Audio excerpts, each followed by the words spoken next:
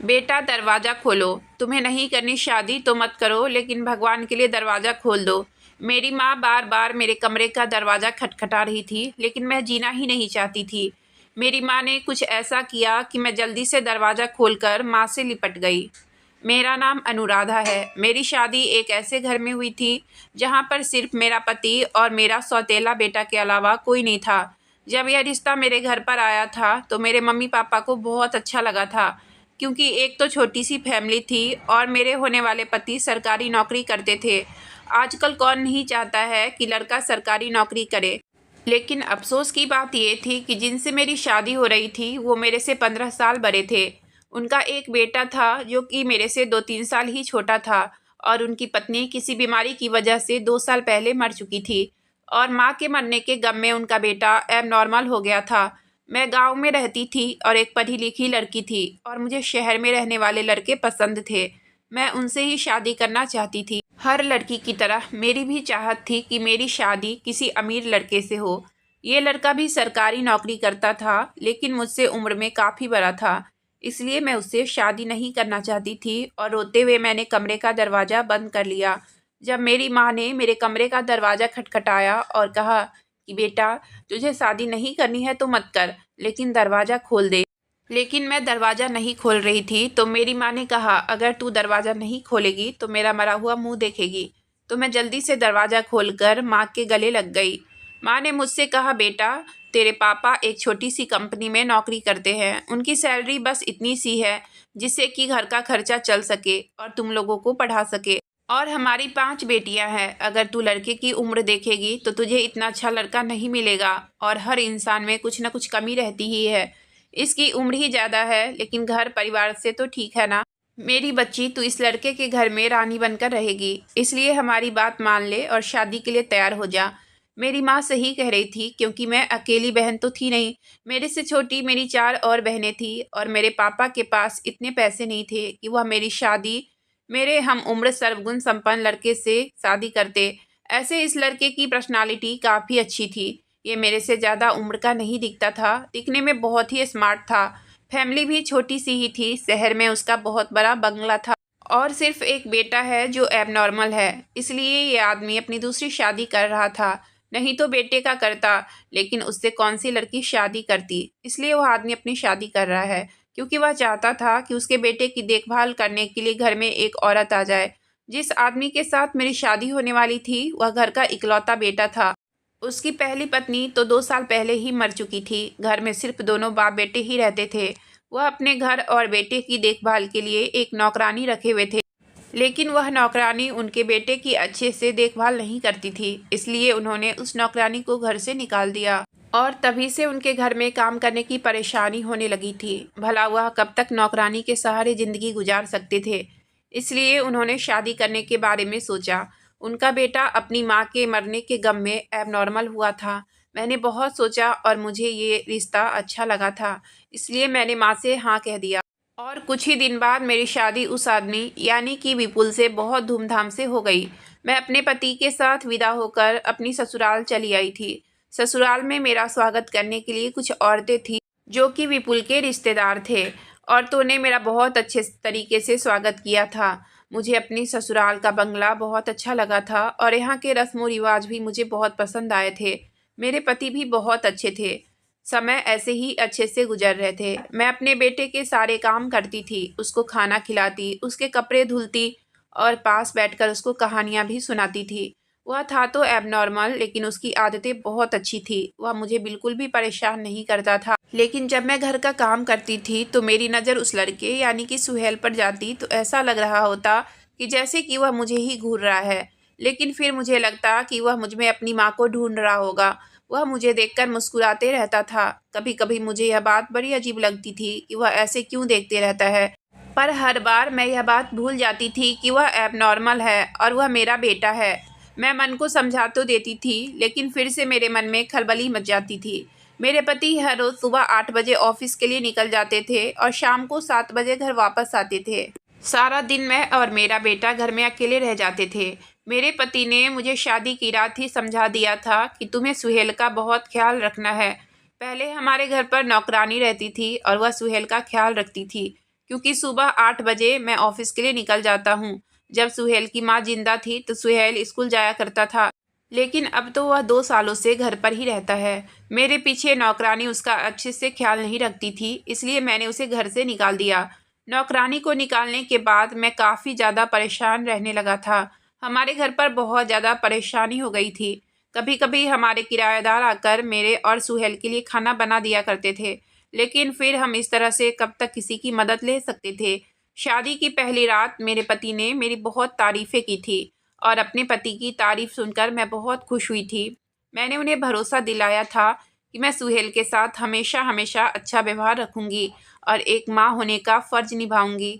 उसे किसी चीज़ की कमी नहीं होने दूंगी। सुबह सुबह मैं जब सोकर उठती तो सबसे पहले सुहेल और अपने पति के लिए नाश्ता बनाती थी, और कभी कभी मेरे पति बाहर से भी नाश्ता और खाना ले आते थे। उनको लगता था कि अकेले मुझे बहुत काम करना पड़ता है। मैंने ससुराल में कदम रखते ही काम करना शुरू कर दिया था, क्योंकि इस घर में कोई औरत तो थी ही नहीं।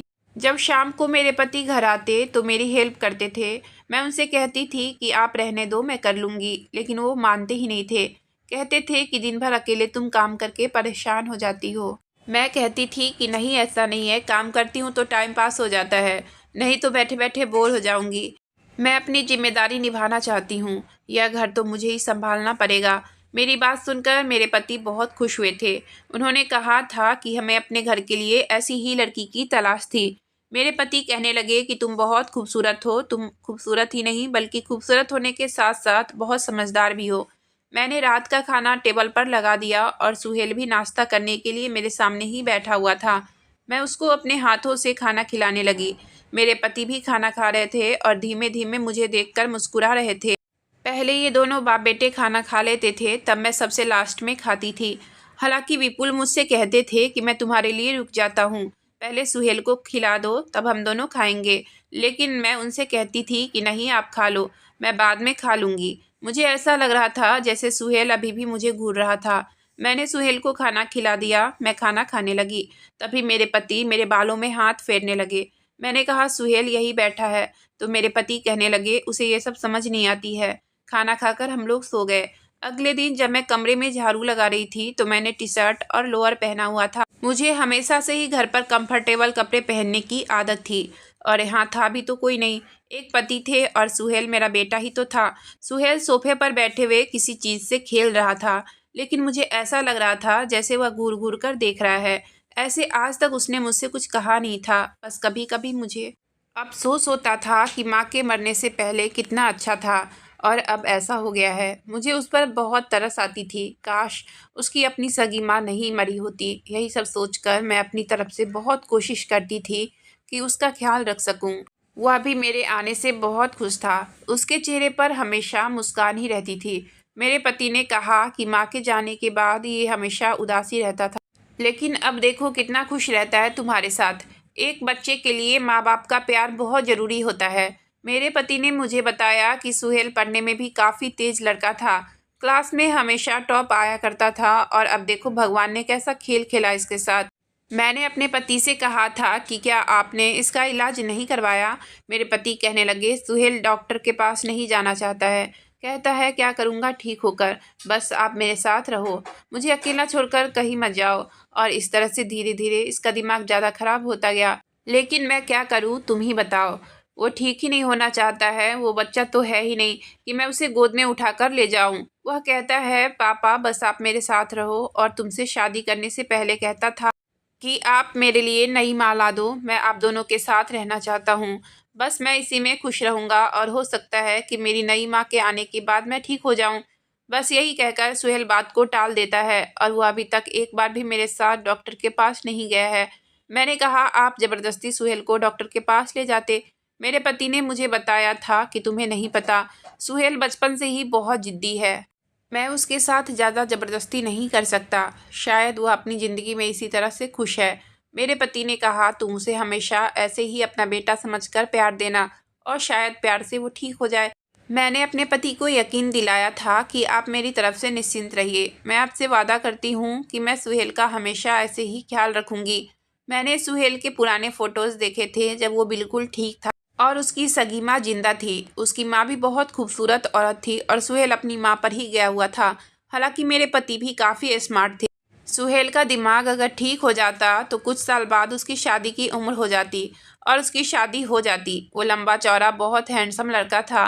कोई अजनबी अगर उसको बैठा हुआ देखता तो उसे एबनॉर्मल नहीं कह सकता था।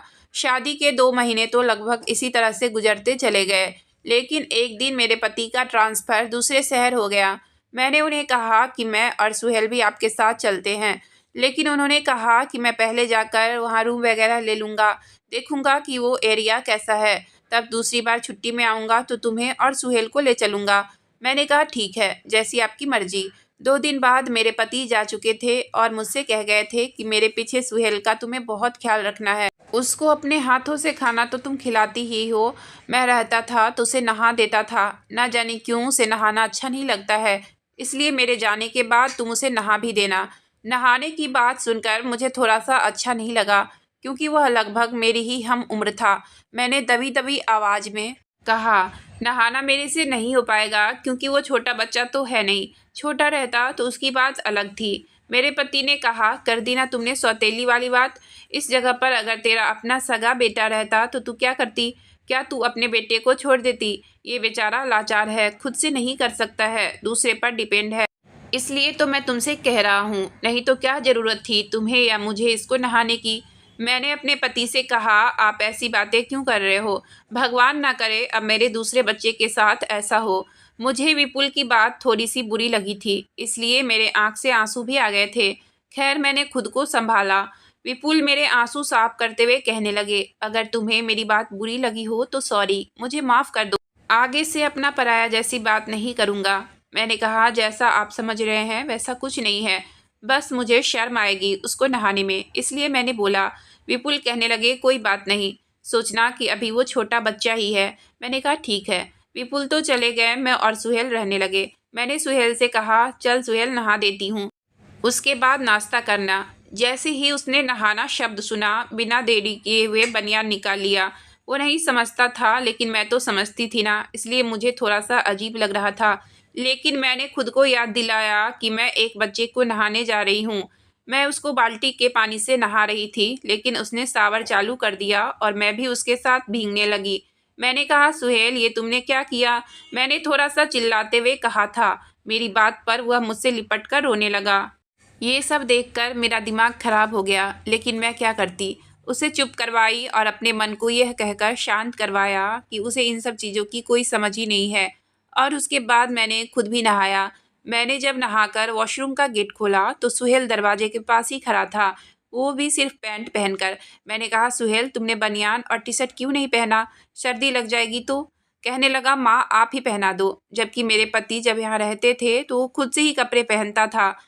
उनके जाने के बाद अब वो अपना एक भी काम नहीं करता था। मैंने उसे कपड़े पहनाए, उसके बालों में कंघी किए तो कहने लगा, माँ हाथ पैर में लोशन भी लगा दो, देखो तो कितने ड्राई ड्राई हो गए हैं। उसकी बातों से कभी-कभी वो मुझे बिल्कुल नॉर्मल ही लगता था। खैर मैंने उसको लोशन लगाना शुरू किया तो वो भी मेरे पैरों में लोशन लगाने लगा। मैंने कहा, सुहेल तुम रहने दो, मैं खुद से लगा लूँगी। उसने कहा, नहीं माँ आप मेरा काम कर रही हो, मैं आपका काम कर देता हूँ। गुस्सा तो मुझे इतना तेज़ आ रहा था, लेकिन मैंने कंट्रोल किया, क्योंकि वो फिर से रोने लगता और अपने पापा से कहीं मेरी शिकायत कर देता। यही सोचकर मैंने उसे प्यार से कहा, ये मुझे सूट नहीं करता है, रैसेज हो जाता है, तो वो तुरंत लगाना बंद कर दिया। फिर मैं उसको नाश्ता कराने लगी कि तभी वो चिल्लाते हुए ज़ोर से मेरा हाथ पकड़कर कहने लगा, सब्जी बहुत तीखी है। मैंने कहा, सुहेल अगर तुमको तीखा लग रहा है तो पानी पियो, मेरा हाथ क्यों पकड़ रहे हो? छोड़ो मेरा हाथ। उसने मेरा हाथ छोड़ दिया और मैं उसको पानी पिलाने लगी। उसका नाश्ता हो गया था और वो अपने कमरे में चला गया। जैसे ही मैं नाश्ता करने के लिए बैठी कि वह ज़ोर-ज़ोर से चिल्लाना शुरू कर दिया। मैं नाश्ता छोड़कर उसके पास गई और पूछने लगी, क्या हुआ सुहेल, तुझे क्या चाहिए? वो कहने लगा, माँ आप मुझे लोरियाँ सुनाकर सुला दो, मुझे नींद आ रही है। मैंने कहा, मैं अभी नाश्ता कर रही हूँ, थोड़ी देर में आती हूँ। अब तो इसका रोज़-रोज़ का नाटक हो गया था। अब इसकी बदमाशी रोज़-रोज़ बढ़ती ही जा रही थी। और एक दिन मैंने ये बात विपुल से फ़ोन पर बताया भी कि सुहेल कुछ ज़्यादा ही बदमाशी करने लगा है। तो मेरे पति कहने लगे, उसे समझ नहीं है, वो बच्चों वाली हरकत करता है, तुझे बर्दाश्त करना ही पड़ेगा।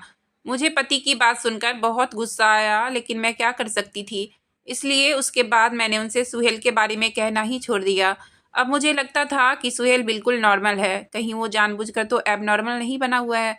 मुझे ऐसा उसकी बात करने के तरीके से लगता था। जब कभी मैं किचन में खाना बना रही होती तो पीछे से आकर मुझसे लिपट जाता और पूछने लगता, आज खाने में क्या बन रहा है। मैं उसको कहती कि तुम्हारे पसंद का खाना बना रही हूँ, तो मेरे गालों को चूमने लगता। मैं उसे कहती, सुहेल ऐसे किसी को तंग नहीं करते ना, अभी मैं खाना बना रही हूँ, जाओ यहाँ से। फिर भी वह मेरे से अलग नहीं होता था। एक दिन उसने तो हद ही कर दी। कहने लगा, अनुराधा। मैंने कहा, ये क्या बकवास कर रहे हो, मैं तुम्हारी माँ हूँ, मुझे माँ कहा करो। मेरी बात पर वह हंसने लगा। जैसे जैसे वक्त गुजरता गया उसकी हरकतें कुछ अजीब सी होने लगी थी। वो मुझे बहुत परेशान करने लगा था। मैं दिन भर काम ही करती रहती थी और जब काम से फ्री होती तो वह मुझसे कहता, लोरियां सुनाओ तब मैं सोऊंगा। एक दिन वह मेरी गोद में सरक कर लेटा हुआ था और मैं उसे लोरियां सुना रही थी। तभी उसने अपने दोनों हाथ मेरे गालों पर फेरने लगा।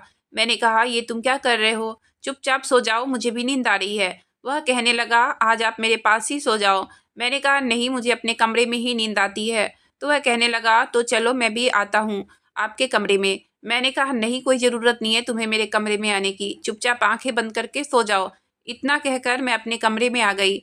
मेरे पति ने मुझसे कहा था कि तुम अपने कमरे का दरवाज़ा कभी भी बंद करके मत सोना, क्योंकि सुहेल को रात में किसी चीज़ की ज़रूरत पड़ेगी तो। इसलिए मैं दरवाज़ा बंद नहीं करती थी। मैं पूरे दिन काम करती रहती थी, इसलिए रात को बेड पर आते ही गहरी नींद में सो जाती थी। आज रात को भी मैं आते ही सो गई, लेकिन सुबह जब मैं सोकर उठी तो मेरे बगल में सुहेल सो रहा था। मैंने जैसे ही उसे देखा मैं तो एकदम से घबरा गई।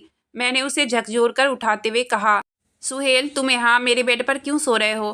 कहने लगा, रात को आपकी याद आ रही थी इसलिए आ गया। मैंने उसे कुछ नहीं कहा, क्योंकि उसको कहने या नहीं कहने से कोई फ़र्क नहीं पड़ता था। रात को मैं नाइट ड्रेस पहनकर सोती थी और सुबह मैं ड्रेस चेंज कर लेती थी। आज जैसे ही मैं ड्रेस चेंज कर रही थी कि मेरे सर पर आसमान गिर पड़ा, क्योंकि मेरे हाथ पैर में नाखूनों के निशान थे। मैंने अपने पति को फ़ोन लगाया और उनसे कहा कि अगर आपको मेरी बात नहीं सुननी है तो मत सुनो, लेकिन मैं यहाँ नहीं रहूँगी, जा रही हूँ अपने मायके। मेरे पति ने कहा, बताओ तो सही क्या हुआ है। मैंने उन्हें सारी बात बताई तो उन्होंने कहा कि ठीक है, आज रात को तुम अपने मोबाइल का कैमरा ऑन करके ऐसी जगह पर रखना कि सुहेल देख ना सके, मैं भी देखना चाहता हूँ। मैंने कहा, ठीक है। जैसे ही रात हुई मैंने मोबाइल का कैमरा ऑन करके टेबल लैंप के पीछे बेड की तरफ करके छुपा दिया। जैसे ही 12 बजा सुहेल मेरे कमरे में आया। आज रात मैं नींद से नहीं सो रही थी, चुपचाप आंखें बंद करके लेटी हुई थी, क्योंकि आज मुझे नींद नहीं आ रही थी। मुझे देखना था कि आखिर सुहेल क्या करेगा। कि तभी सुहेल मेरे बेड पर आकर मेरे बगल में लेट गया।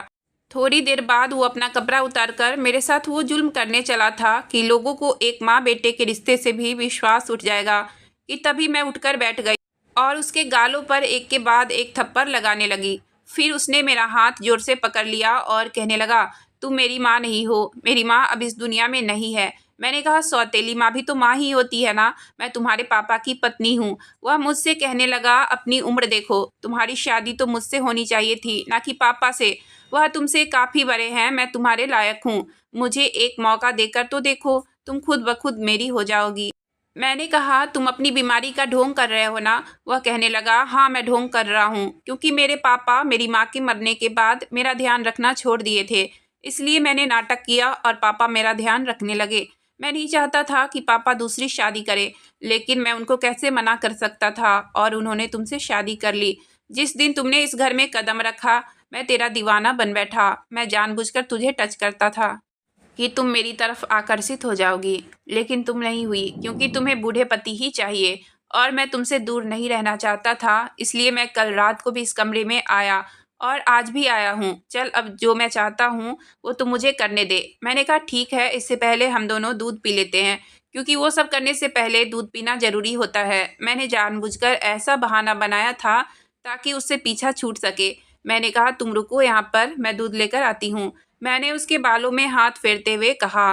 उसने कहा, ठीक है। मैं जल्दी से बेड से उठी और मोबाइल लेकर बाहर निकल गई और उस रूम का दरवाज़ा बाहर से बंद कर दिया। सुहेल चिल्लाता रह गया, दरवाज़ा खोलो, नहीं तो मैं दरवाज़ा तोड़ दूंगा। वो बहुत ज़ोर ज़ोर से दरवाज़ा बजाने लगा, तो मुझे डर लगने लगा कि कहीं वह सही में दरवाज़ा तोड़ ना दे। इसलिए मैं भागती हुई घर से बाहर निकली और अपने मायके की तरफ तेज़ तेज़ कदमों से भागने लगी। रात का समय था, मुझे काफ़ी डर लग रहा था, लेकिन मेरे पास इसके अलावा और कोई रास्ता था नहीं। तभी एक बस आ रही थी। मैंने उसे हाथ देकर रुकवाया और वो बस मेरे मायके की तरफ जा रही थी। मैं जल्दी से उसमें चढ़ गई, तब मेरा डर खत्म हुआ। आधे घंटे बाद मैं अपने मायके पहुंच गई थी। मैंने वहां पहुंचकर वो वीडियो अपने पति को सेंड कर दी। अगले ही दिन मेरे पति आ गए और मुझे लेकर सुहेल के पास गए। सुहेल अपने पापा के साथ मुझे देखकर घबरा गया। मेरे पति ने पहले उसे बहुत मारा और कहा कि तुम जैसे बेटे के रहने से अच्छा है कि आदमी बिना बेटे का ही रहे। तूने माँ बेटे के रिश्ते को कलंकित कर दिया है। तू आदमी के वेश में भेड़िया है। आज के बाद तुम अपनी शक्ल मत दिखाना। तुम मेरे लिए मर चुके हो। इतना कहकर मेरे पति मेरा हाथ पकड़कर अपने साथ शहर ले आए। हम दोनों पति पत्नी को सुहेल के बारे में कुछ नहीं पता है कि वह कहाँ रहता है और क्या करता है। अगर आपको कहानी अच्छी लगी हो तो प्लीज़ वीडियो को लाइक और चैनल को सब्सक्राइब करें। आपका बहुत बहुत धन्यवाद।